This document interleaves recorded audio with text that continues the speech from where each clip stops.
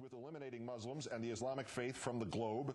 To that end, Mr. Prince intentionally deployed to Iraq certain men who shared his vision of Christian supremacy, knowing and wanting these men to take every available opportunity to murder Iraqis. Many of these men used call signs based on the Knights of the Templar, the warriors who fought the Crusades. As a young man, Erik Prince was an intern for the first President Bush and for the Family Research Council, the right-wing religious organization his father helped to start. He later complained about his White House internship. Quote, "I saw a lot of things I did not agree with. Homosexual groups being invited in, the budget agreement, the Clean Air Act."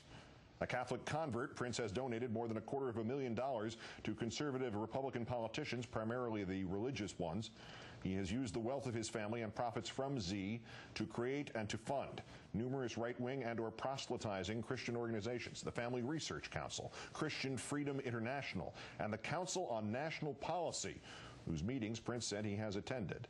That last group, the CNP, was founded by this man, the Reverend Tim LaHaye, whose Left Behind series dramatizes his biblical beliefs that in the near future, Solomon's temple in Israel will be rebuilt. Jesus then returns, making true believers vanish away with him. Those left behind who accept Jesus battle the unbelievers.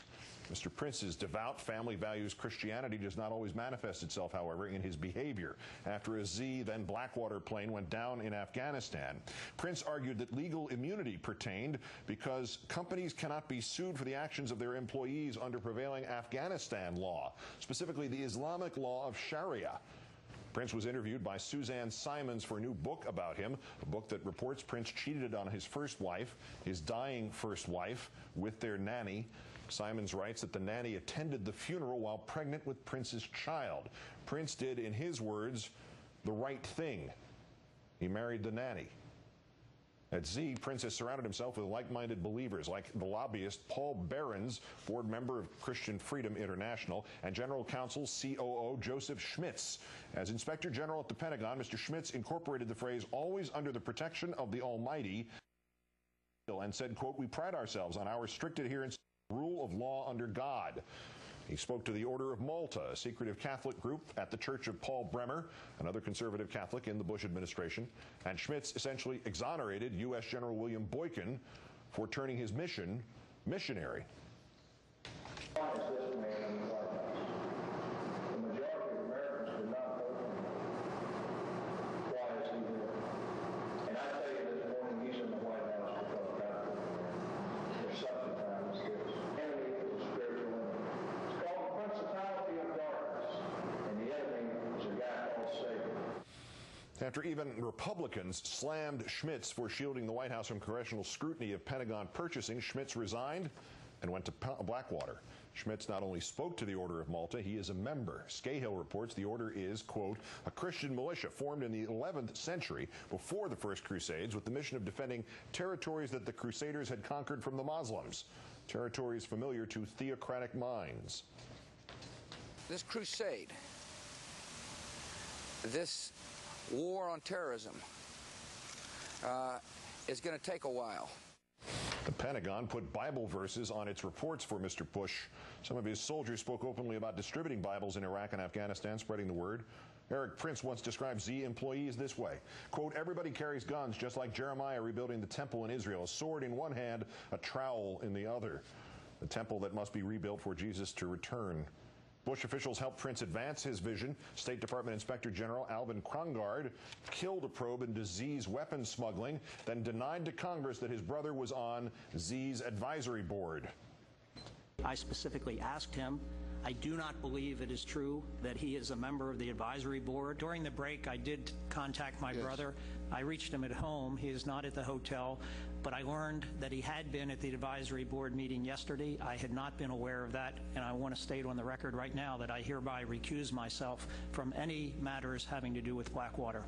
Coalition Chief Paul Bremer, another Council for National Policy veteran, once said, "I cannot succeed in this mission without the help of God."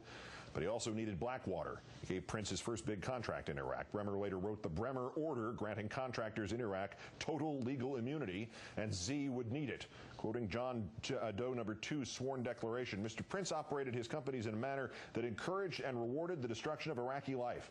For example, Mr. Prince's executives would openly speak about going over to lay Hajis out on cardboard. Going to Iraq to shoot and kill Iraqis was viewed as a sport or a game. A man whom Z called a disgruntled former employee put it this way. Troubling when a group of Americans who are supposedly there to help in the rebuilding of a country consider those people to be less than they are, less human than they are. But is there any evidence that these attitudes reached the battlefield? We've told you that Prince sent his men illegal ammo engineered to detonate on contact with human flesh. Out of 3 State Department security contractors, Z fired first in its shootouts, more than any other, firing first or being the only side to fire in 84% of shooting incidents. July 1st, 2007, Z shooters allegedly opened up on a minibus, taking 3 families to the airport. Dead, 1 9-year-old boy, his father, his uncle, his mother, trying to shield her 3-month-old daughter. The baby is also dead, shot in the face. February 7, 2007, Z snipers kill 3 Iraqi government security guards. Iraqi officials confront the shooters, who then joke about it. The State Department defends Z without, according to the Washington Post reporting, interviewing witnesses nor examining the scene. Christmas Eve 2006, a drunken Blackwater employee kills an Iraqi vice president's bodyguard. CNN reports the State Department kept this out of the killer's personnel records. February 16, 2005, Z sprays an Iraqi car with more than 70 bullets, presumably killing the driver. The Z security detail is codenamed Templar 20. The State Department determined Z lied about being fired on, but punishes nobody. Quote, any disciplinary actions would be deemed as lowering the morale of contractors. Out of 195 shootings from 2005 to 2007, Z was fired upon first just 32 times. Z has denied wrongdoing and will reply in court to the allegations, the legal allegations against it, later this month. Today, a judge ruled on Z's request for a gag order. Gag order denied.